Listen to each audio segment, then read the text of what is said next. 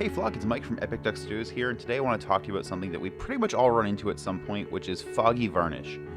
Now, I've got two models here from Relic Blade, and I've matte varnished both of them, and what happened was the matte varnish was really humid out when I applied it, and it went on kind of foggy. It ended up really kind of blurring the detail on the models.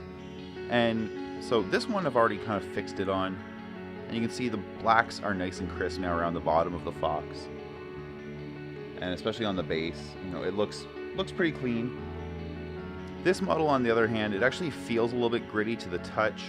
You know, it's very gray and kind of washed out from underneath. The blacks aren't really that black, and the base even has a little bit of a sort of a gritty, you know, almost like a snowy look to it, just when viewed at an angle. There's a little bit of frost on it almost. And it's actually a much easier problem to solve than you think it might be. So what I've done to fix all the Relic Blade models, except for this last one, was apply a quick coat of Vallejo Satin Varnish. And I'm just going to go ahead and do that now, just so you can see the difference. So just keep in mind what this guy looks like right now. You know, a little bit foggy, kind of a bit on the gray side. And we're going to do a before and after comparison in just a moment. Now, there are definitely recommendations out there to use a gloss varnish to solve this, but the problem with the gloss varnish is that it's a gloss varnish, so you're going to sort of innately change the appearance of the model. You're going to change it to be a glossy model. And chances are, if you were applying a matte varnish in the first place, that's not really what you wanted for your model. So you can see I'm applying this broadly across the whole model, and it is a varnish, so I'm just really being pretty liberal with it. I'll let it dry over time.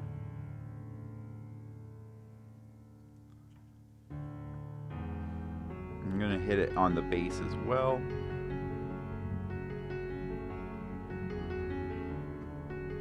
So this particular model is a Dwarven Battlesmith riding an Ibex for Relic Blade. It's a very interesting game with some really fantastic models. If you haven't had a chance to look at it, I definitely recommend it.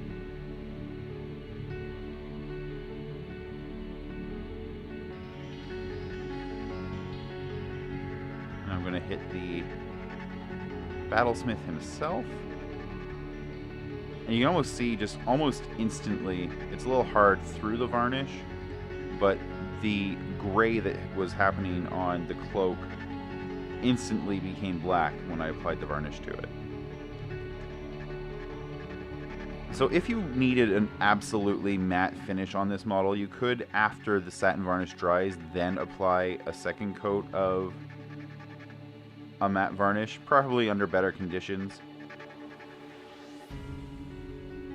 Now, it may have been the humidity. Some people will swear humidity matters a lot. Some people will swear that it has no effect whatsoever.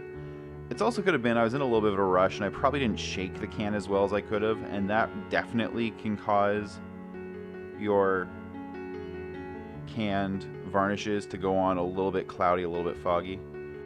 Citadel or Games Workshop Purity Seal was famous for doing this for a long time. So you can already see now, it's not quite dry yet, but we have a much more deep, full black in the bottom already. So we're going to just give this a little bit longer to dry out, and then we'll compare the two.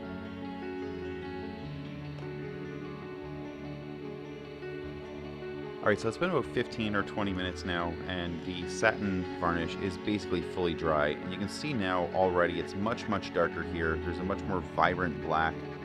Vibrant black may be an oxymoron. There's a much more crisp, contrasting black now. It doesn't have that sort of gray haze to it anymore.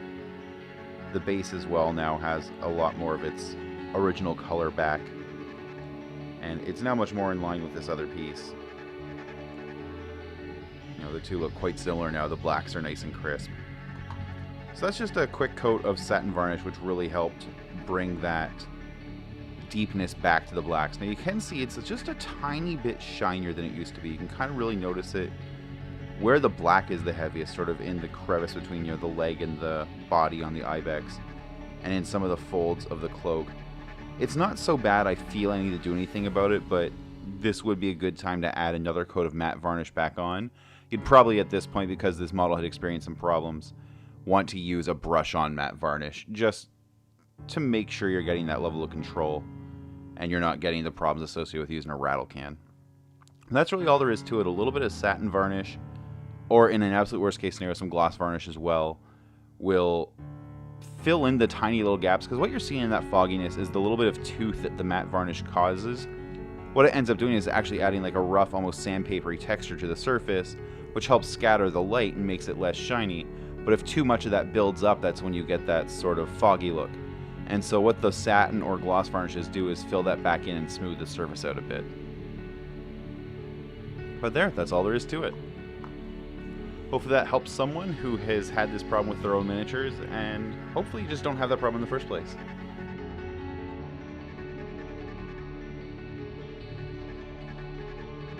Hey, I hope you enjoyed this video. There's plenty more here on YouTube. You can also join me twice a week at twitch.tv/epicduckstudios on Thursday and Sunday evenings at 8 p.m. Eastern, where I do stream my painting live.